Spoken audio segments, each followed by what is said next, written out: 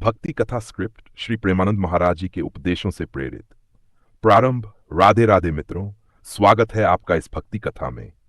आज हम सुनेंगे एक ऐसी प्रेरक कथा जो हमें भगवान और भक्ति की सच्चाई से जोड़ती है।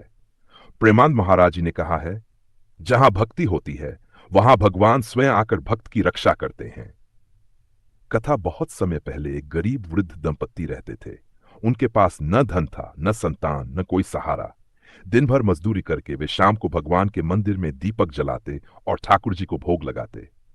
गांव वाले उनका मजाक उड़ाते थे, अरे पेट भरने को रोटी नहीं और ये ठाकुर जी को भोग लगाते हैं। लेकिन वृद्धा हमेशा हंसकर कहती, जब ठाकुर जी को खिलाऊंगी तभी तो वे मुझे खिलाएंगे। हमारा जीवन उन्हीं के भरोसे है।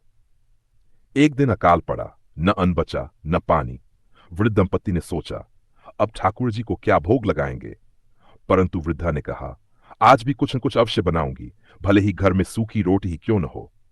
वह जैसे ही भोग लेकर ठाकुर जी के सामने बैठी, अचानक मंदिर में तेज प्रकाश फैल गया। एक सुंदर बालक वहां प्रकट हुआ, जिसने भोग लिया और मुस्कुराकर बोला, माता चिंता मत करो, जब तक तुम्हारा हृदय भक्ति से भरा है तब तक तुम्हें कभी भोजन की कमी नहीं होगी। वह बालक स्वयं श्री कृष्ण थे। अगले ही दिन उनके घर पर अन्न, वस्त्र और धन आने लगा। गांव वाले हैरान रह गए। जहां भक्ति सच्ची हो वह भगवान कभी नहीं करते।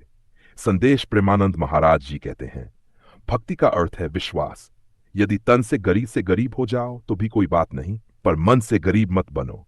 जो प्रेम से भगवान को पुकारता है उसकी झोली भगवान स्वयं भरते हैं। समापन तो मित्रों, ये कथा हमें सिखाती है कि जीवन में कैसी भी परिस्थितियां क्यों ना आए, हमें भक्ति और विश्वास का दीपक जलाते रहना चाहिए।